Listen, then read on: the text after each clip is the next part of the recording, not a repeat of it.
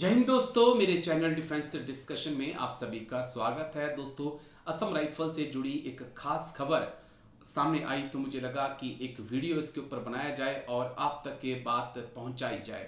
दरअसल Punjab Haryana high court ने Assam rifle के जवान के एक मामले में बड़ा अहम फैसला सुनाया है। कोर्ट ने टिप्पणी करते हुए कहा है कि असम राइफल के कर्मियों का वेतन सीधे अटैच अदालत नहीं कर सकती है। यह बहुत बड़ी स्टेटमेंट जो है पंजाब हरियाणा हाई कोर्ट के फैसले में आई है कि असम राइफल के जवानों का वेतन सीधे अटैच नहीं कर सकती है। पूरा मामला क्या है उसे डिटेल से मैं आपको बता दूं। दरअसल असम राइफल के एक जवान की शादी 3 अप्रैल 2021 को होती है। उसके बाद उनको एक बेटी जो है वो पैदा होती है उनकी वाइफ से। लेकिन इसी बीच असम राइफल के जवान और वाइफ के बीच अनबन हो जाती है। वाइफ असम राइफल के जवान के साथ नहीं रहना चाहती, वो उनसे अलग रहना चाहती है। लेकिन वो चाहती है कि असम राइफल के का जो जवान है वो उन्हें गुजारा भत्ता देता रहे। वैवाहिक विवाद जो है वो अदालतों में पहुंचता है और वहां पर पूरे मामले की सुनवाइयां शुरू होती हैं। वैवाहिक विवाद के बाद पत्नी ने दंड प्रक्रिया संहिता की धारा 125 के तहत गुजारा भत्ता का दावा किया, जिस पर अदालत ने पत्नी के लिए 12,000 रुपये और बच्ची के लिए 5,000 रुपये प्रतिमाह देने का अंतरिम आदेश दे दिया। लेकिन पत्नी चाहती थी कि ये जो है अटैच किया जाए। अटैच का इन दी सेंस कि जो जवान की सैलरी आएगी उसमें से डायरेक्ट जो है ये पैसा कटकर वाइफ के खाते में आए और बेटी के खाते में आ जाए। ये जो है वो पत्नी चाहती थी। बकाया राशि की वसूली के लिए पत्नी ने निष्पादन याचिका दायर की थी, जिस पर फैमिली कोर्ट ने याचिकाकर्ता की सैलरी का 1/3 हिस्सा अटैच करने का आदेश दिया था।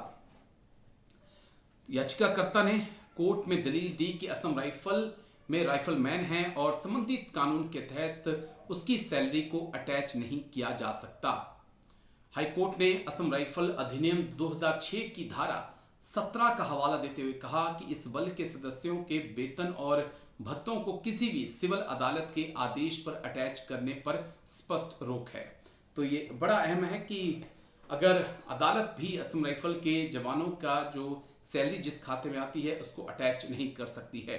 अदालत ने यह भी कहा, हालांकि गुजारा भत्ते का आदेश सिविल डिक्री के तहत लागू किया जा सकता है, लेकिन असम राइफल कर्मियों के मामले में विशेष प्राविधान लागू होते हैं। अदालत ने स्पष्ट किया है कि सैलरी से कटौती केवल केंद्र सरकार और अधिकृत प्राधिकारी द्वारा ही की जा सकती है। अगर आप चाहते हैं कि जो असम राइफल के जवान हैं उनकी सैलरी से कटकर आपको सैलरी मिले, तो ये अदालत नहीं बल्कि इसके लिए आपको केंद्र सरकार और जो अधिकृत अधिकारी हैं वो ही ऐसा कर सकते हैं। कोर्ट ने साफ कर दिया है। ऐसे में गुजारा भत्ता पाने वाली पक्षकार संबंधित सरकारी विभाग के समक्ष आवेदन देकर वैधानिक प्रक्रिया के तहत राशि की वसूली कर सकती हैं। कोर्ट ने साफ कर दिया है कि आप चेन वाइज जाइए और फिर आप जो हैं इस भत्ते की वसूली के लिए आप आवेदन कर सकती हैं। हाईकोर्ट ने फैमिली कोर्ट के 13 अक्टूबर 2025 के आदेश पर 15 अक्टूबर 2025 के पत्र को रद्द करते हुए कहा कि सीधे सैलरी अटैच करना कानून के विपरीत है। साथ ही प्रतिवादी को स्वतंत्रता दी गई कि वह केंद्र सरकार अथवा संबंधित सैन्य प्राधिकरण से गुजारा भत्ता राशि की वसूली सुनिश्चित कर सकती है। यानी कि रास्ता आपके पास है कि आप अदालत की बजाय सेंट्रल गवर्नमेंट या फिर जिस प्रकार से असम राइफल के जो बड़े अधिकारी हैं, मिनिस्ट्री ऑफ डिफेंस या फिर मिनिस्ट्री ऑफ होम अफेयर्स, आप वहाँ पर कांटेक्ट करें और फिर एक चैनल के तहत आप वहाँ पर जाएं, ताकि वो ही ये तय कर सकते हैं कि किस प्रकार से असम राइफल के जवान की सैलरी को अटैच करना है।